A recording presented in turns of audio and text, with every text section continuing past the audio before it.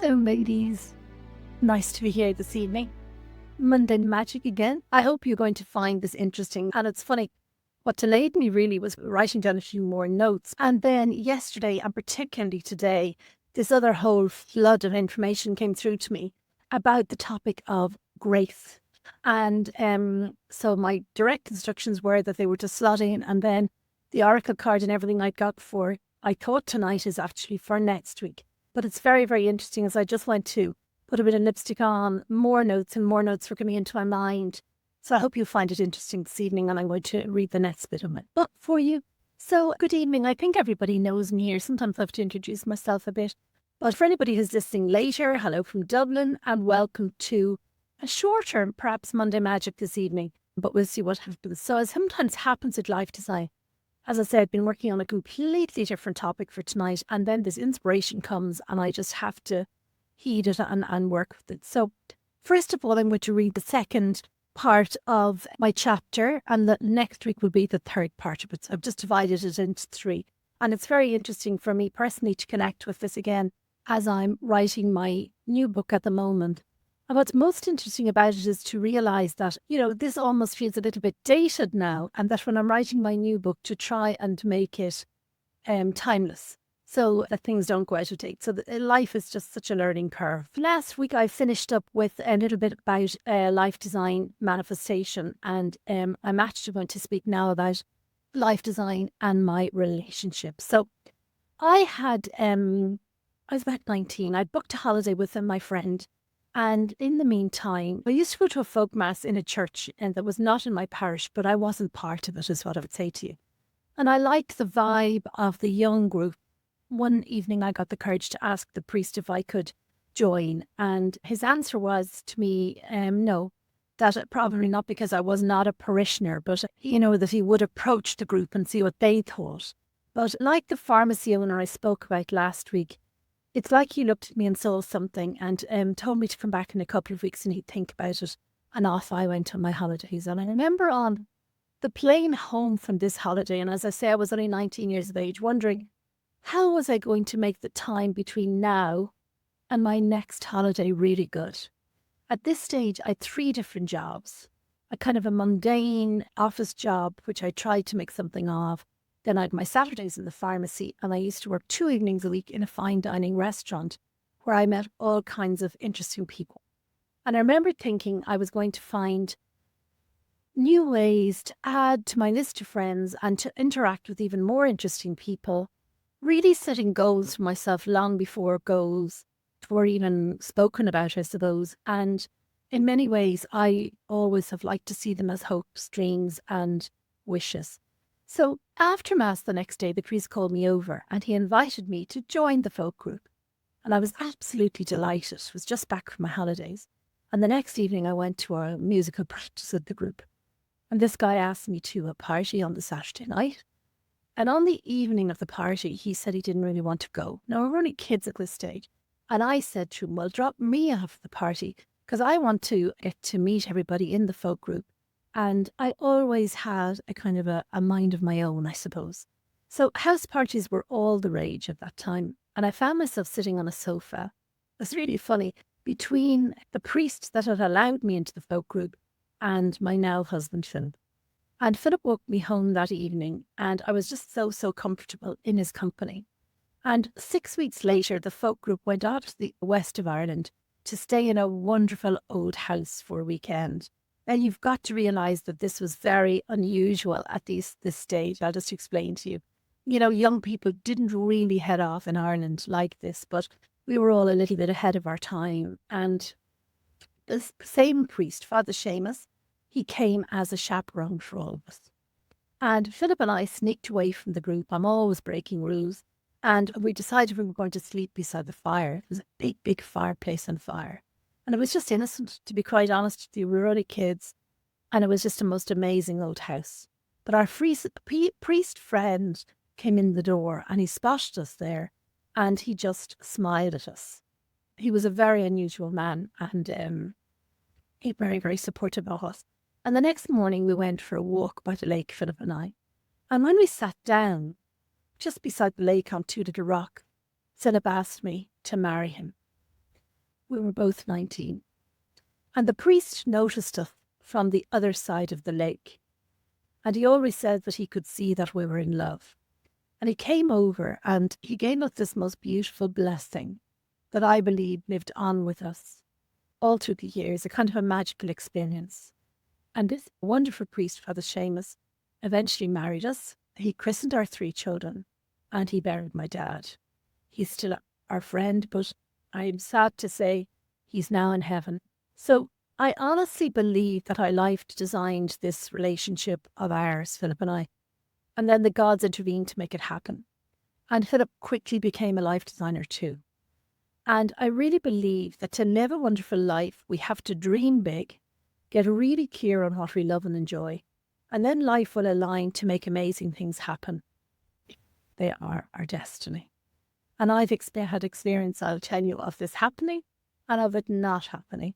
So, it's not always possible just to click our fingers and make things happen. But when we do, and when they're our destiny, there's a really good feeling about it. So my next little chapter is early life design skills. Our long relationship has been designed through some very difficult and sad times and through some wonderful experiences too. We constantly set intentions and followed through on them. Our wedding was designed, and this was way ahead of its time in many ways. I remember I decided I wanted drop pearls for my dress and a scalloped veil, and on a whim we went to find them in London. Now this was in 1980. We took what was called the Magic bus from Dunleary, which you got on the bus, it got on a ferry. The bus drove through the night and it delivered us to London at 5 a.m. There wasn't even a shop open, nowhere to even get a cup of tea. And then we got the Magic bus back again that evening, only one day in London, with the pearls, a veil bought at Harrods, and a set of cutlery from Habitat before the store was ever in Ireland. Our little place to live was designed and could have been photographed for a magazine. What do I mean by designed? I mean thought through and created with flair, for comfort and practicality, but just a touch of extravagance too. And I suppose in many ways that's the way we live right until today. In a designed life, we can stretch ourselves beyond boundaries we do not believe in. We can bring people into our lives to inspire us. Having creativity in our lives helps us to see opportunities and follow through. It helps us think beyond the obvious. Someone said to me recently that design is about art and graphics and products, and I confidently said it's also about life. I know this to be true. We have honestly designed our way into and out of so many different things in life. Life designing our family. In September 1990, we went away for our wedding anniversary. We were 9 years married at that stage. And it was a little tradition that we'd put in place. And I was determined, I'll add to the book, not to become a mum until I could choose to stay at home. And I was very much the main earner at that stage. So while staying in a lovely country house, we saw in the newspapers the plight of the children in Romania. And I said to Philip kind of flippantly how I would love to adopt one of these children to start a family. He agreed with me that it would be wonderful. And I won't go into great detail here, but this was all the encouragement I needed. It took me 6 weeks to get in contact with couples who had adopted children, to find out what was possible and how to proceed. So this was in September, so 6 weeks, I suppose, took me to October. And then this was long before we used the internet or mobile phones. My many years in the office job I had disliked had taught me excellent admin skills and most of all tenacity. Often I have found life is preparing us for what our next calling will be. I had the name of one person in Romania who said to call them if we went there. We headed off on the 27th of November 1990, and to cut a long story short, I arrived home on the 13th of December 1990 with our wonderful son. This trip was like a whirlwind and probably deserves its own book. Andrew had suffered greatly, and he was very unwell and very malnourished. Nobody here in Ireland could really tell me what to do to bring him back to full health. I had to use every ounce of my common sense, my knowledge from the pharmacy, my years of babysitting, my intuition, and most of all, my creativity to do this. Moving on 3 years, having learned that we would not have our own children, in 1994 and 96, we adopted our wonderful daughters, Sophie and Rachel. Each adoption took great tenacity and creative thinking, and a lot of heartache to make it happen. It's my greatest joy to be their mum, and I've no doubt that we succeeded because of Lifedesign. And what I haven't got in the chapter of the book is that over the 10 years of the 90s, I facilitated, I always lose count, but I think it was 47 adoptions, including my own. And each of those was fraught with heartache and would have been very difficult on me personally, and kind of detrimental to me as such a sensitive person. So you remember I mentioned destiny. Well, the way our family was created is an example of pure destiny. Your destiny does not always arrive on your doorstep or fall into your lap. You've got to step towards it. You've got to step towards it with conviction and then hand things over to a higher power of the universe, whatever your faith in them. What I learned from this whole experience, and it flows into my life design process, is to get really clear and set an intention, whether big or small, and then step towards it and put it together like you'd build a jigsaw, piece by piece. I also learned that you cannot do it all alone. If it were not for my wonderful friend in Romania, we would be childless. So the next little section is life designing our way through challenges. Over the years, my dear dad had several very serious illnesses. And I remember with my mum and sister putting on our thinking caps and helping him to design his way back to health several times. On one occasion, he was on life support for 12 weeks and had to learn to walk and talk again. On another occasion, he had leukemia, and again it was a long journey back to reasonable health. Sadly, he died in 2013. We were truly lucky that he was with us for those extra years, long enough for our kids to get to know and to love him. Perhaps you know the feeling when the bottom drops out of your world. In December 2004, I was standing on the top floor of a city centre shop car park, and I received a call from Philip to say our business was gone. We designed a life that required his high earnings, and I worked for the company too at that stage. Both of us found ourselves queuing in the social welfare office just weeks before Christmas. This business was a huge loss both to us and to the many companies who benefited from its financial service.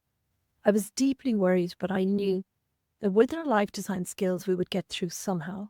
I often think now that we suffered a personal recession before the global recession, and we still live with some of the consequences. The years between 2004 and 2009 were very difficult for us. It really took every bit of creativity and tenacity we could muster to keep ourselves afloat. We lost our holiday home, and we were constantly pursued by vulture funds and banks. We withstood 7 years of unemployment and had to accept help of all kinds. Every time we reached the edge, we would brainstorm and get through. We honestly designed our way through. I continued studies I'd started in NLP and other healing techniques. I quickly realised that I was far too sensitive for this kind of work. Listening to people's problems and troubles was just not for me. So I decided I would become a stylist, and literally that week saw an advertisement offering to train style coaches. More magic. I got a grant from the government towards this training, as I could not have afforded it. I set up a small business to fit in with full-time motherhood. I loved that work. It kept me stimulated and creative, and I made a few bob. And I loved helping people to look good and to feel great, whatever their age or their size or whatever their life challenges. I worked with people one-to-one, but I also ran courses and offered shopping and decluttering services. In 2009, with the dawn of the recession, the phone stopped ringing. My little business was all but gone. Nobody was spending money on style or personal development. So my next little chapter is a bird with a broken wing. In 2009, several projects Philip had been working on disappeared, and he was at home searching for work again. He could do the school drop-offs and the pickups and generally care for the kids. So I decided to go back into education. I decided whether I went for a month or 2 months or 3 months that it was, something I wanted to do. And having failed maths, college had not been a possibility when I left school. So I started at the bottom rung of college after school here in Ireland. And then I was deflated when I was turned down for art college. But I thought creatively about my possibilities and applied for a business and entrepreneurship degree. I started in a college here in Dublin, aged 51, feeling like a bird with a broken wing. I was emotionally drained by all of that had befallen us. And as a highly sensitive person, I was very sad to see what was happening to so many people in Ireland during the global recession, and to experience all we had worked for threatened and friendships falling by the wayside. Our son was a year ahead of me at college, but was happy for me to be there too. Our kids have been extremely understanding and helpful throughout our many years of challenges. At times it felt like we would lose everything, yet we have lost nothing. We have certainly struggled and been stretched to the limit, but we have survived and in our own simple way thrived as a family, and we're grateful for so many helping hands along the way, and very grateful for Life Design. I thought I'd just go to college for 1 year and the recession would be over.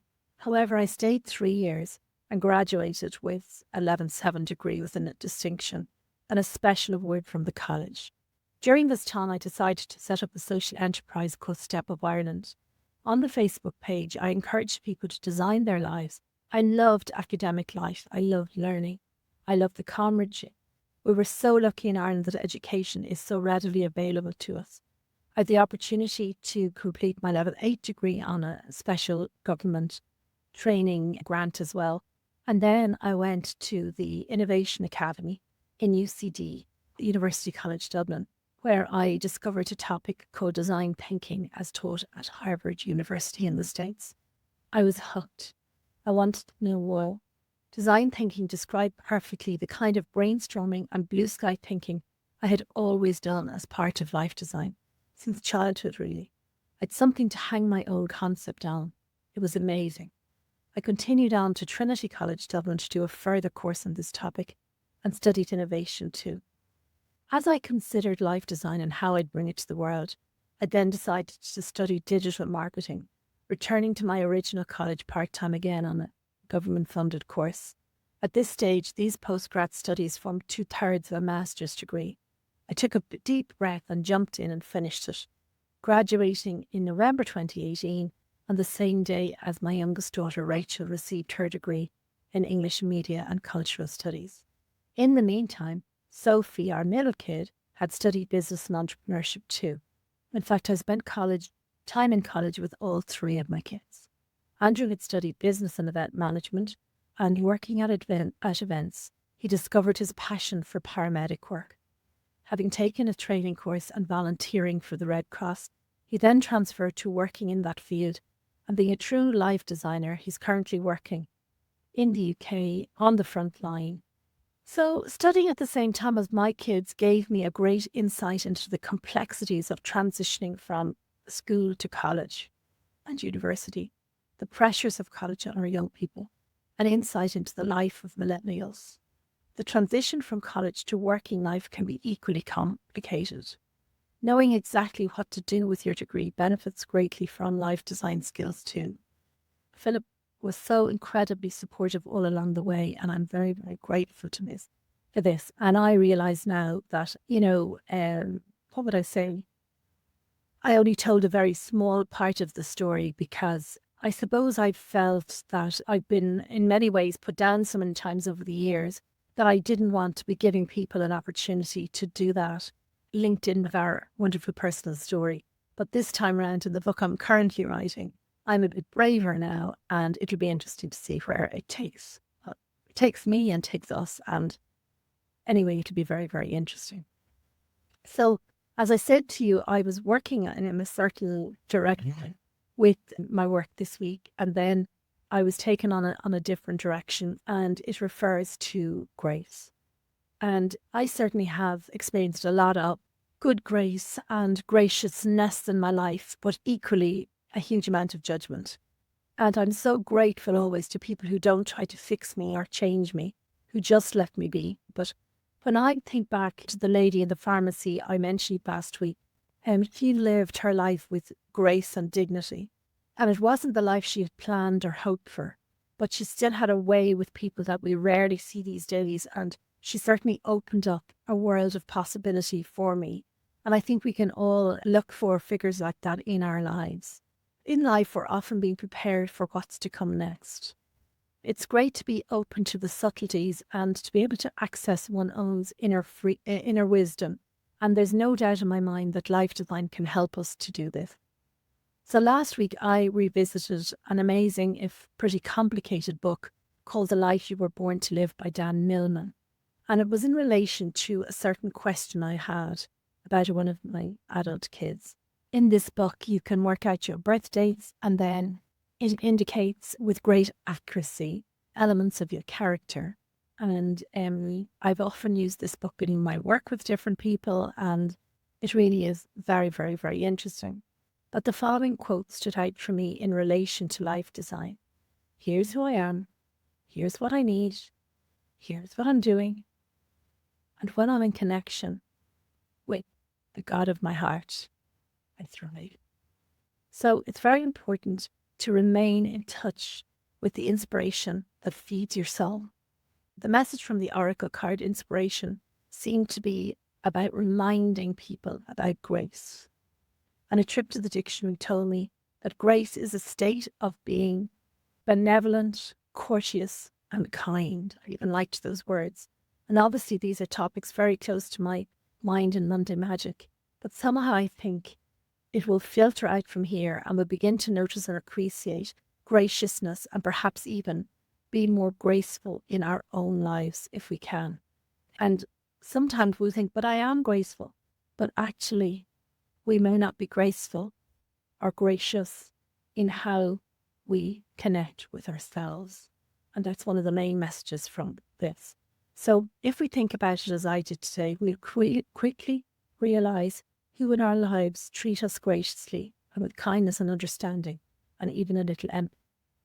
We'll often remember with great fondness who treated us in this way. Perhaps a grandparent or an aunt or a teacher that seem to truly understand you and see your magnificence. If we do not choose to treat ourselves with good grace we deserve, or if we allow others to disrupt this energy within us, we lose some of our personal power. And if there was ever a time that we need our personal power, it's here, now, at this moment in time. So I have a little quote that I then found, which really I felt was related to this, our next week's little chat. And it's attributed to Ralph Waldo Emerson.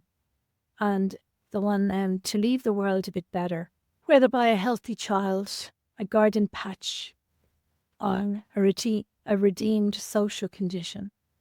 To know even one life breathed easier because you lived is to have succeeded. And that really, really resonated with me today. The Monday Magic is short this evening as I'm working on my new life design project. And I had some meetings online today about it. So, people and the people around them to try and sprinkle some seeds of hope and community in these troubled times. And every single thing we hope for is based on the proviso that we do what it takes, all of us, even if to say no graciously to people. The best way we have discovered to deal with bullies is to be strong in our own thinking and gracious in our own dealings. Nature is one of our greatest friends, and I have another quote for you this evening. When we find time, no matter what, to stop, rest, and contemplate in nature, studying the tiny and miraculous details and parts that make things whole, we can be transported to a greater understanding of what is really, really important in this life, if only for a moment or two. And that was by a lady, Lee Gardner. She's an embroidery artist. But I'm going to write that out by my desk because I really, really like it.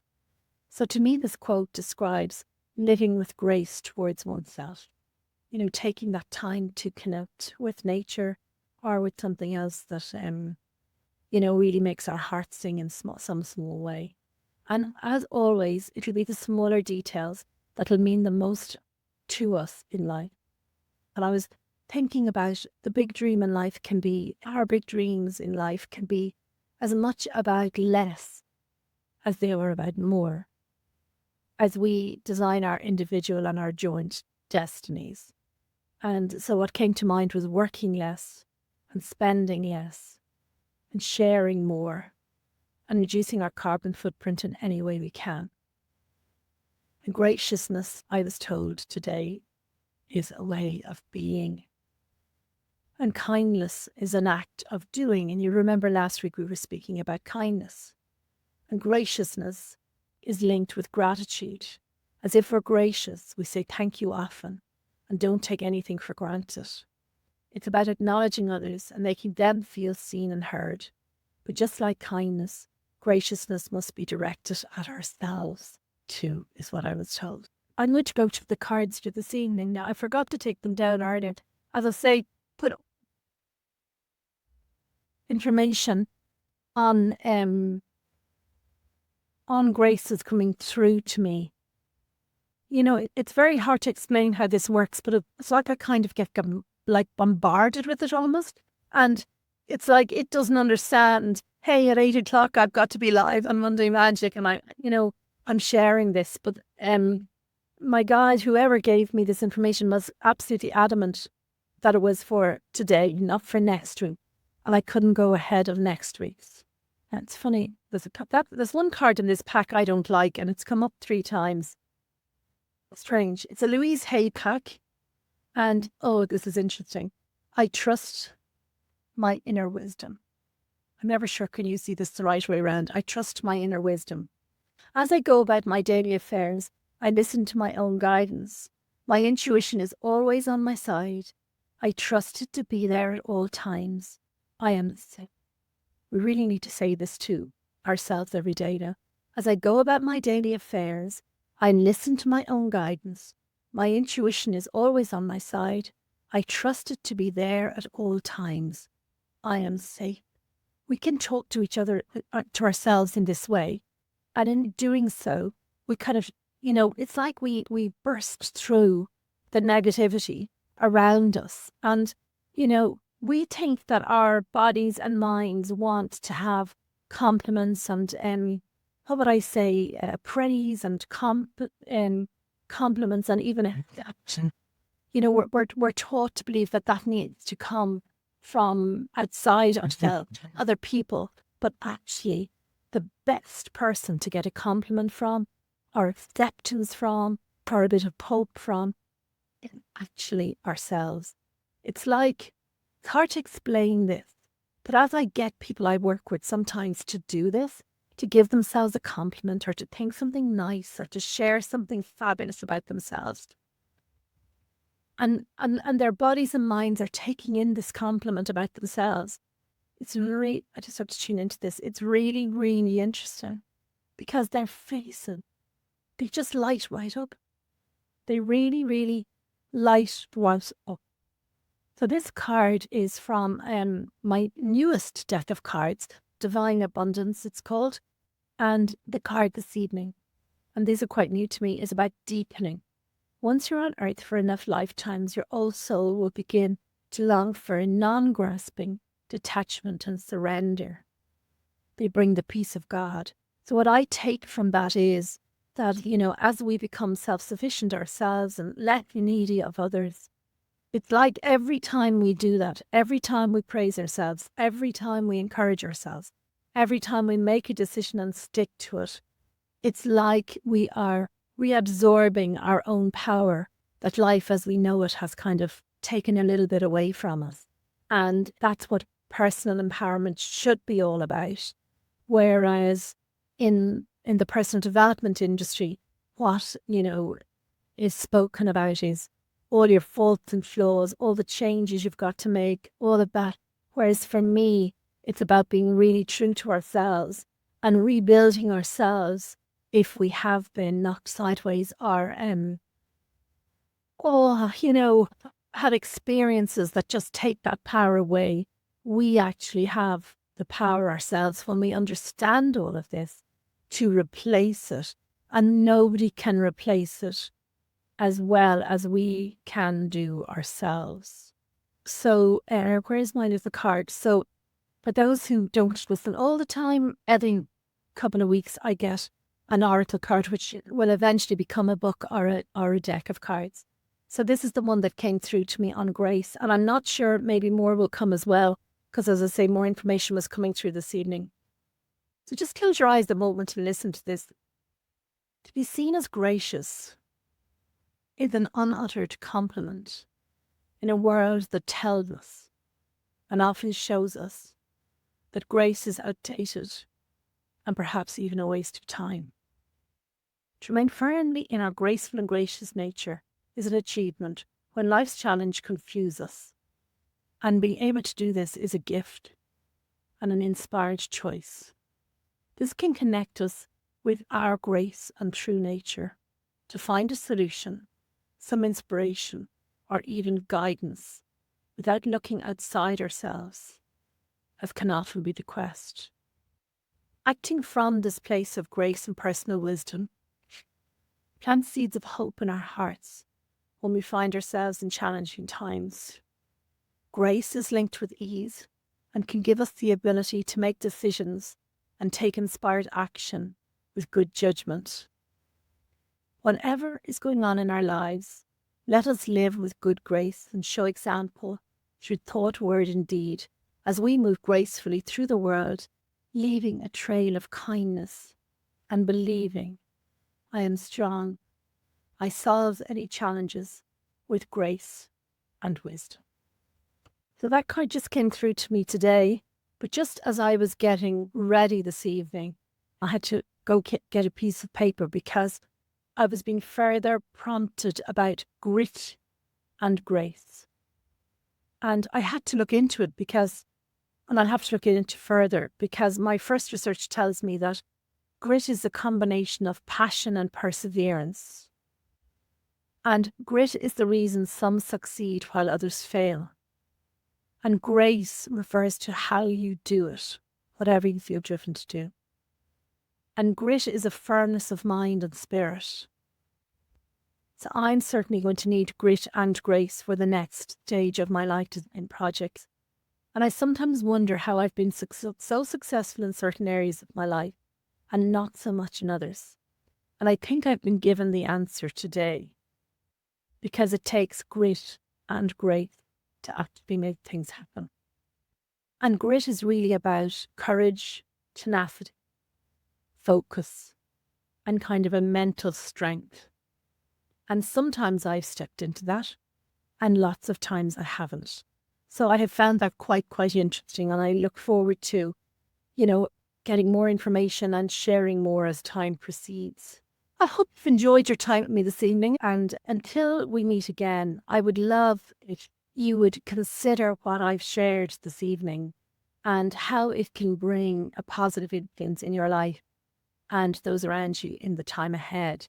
So there was kindness last week, there's grace this week, and there's another further one next week. So, whether you listen this evening or whether you're somebody who listens to me further down the week, I hope you enjoyed our time together. We all must show up as we are in any given day and be accepted for the person that we are and allowed to sprinkle our version of magic in the world, with all of us moving through life with grace and graciousness and gratitude and kindness. So thanks for being with me. I wish the very best for you. Thanks a million. Good night. God bless you. Thank you so much for spending this time with us and for listening to Lifedesign Monday Magic. We are honoured and humbled to be able to share Liz's words, wisdom and life design philosophy with you. If you enjoyed this episode, we'd love for you to subscribe so you never miss a new one. And if you could take a moment to rate and review the podcast, it would help us share her message with even more people. We'll be back in a couple of weeks with another inspirational Lifedesign Monday Magic filled with more of Liz's wisdom, warmth and encouragement to help you live your best life despite. We'll talk to you again soon, and in the meantime, take care. And as Liz would say, do focus on all that's good. Good luck.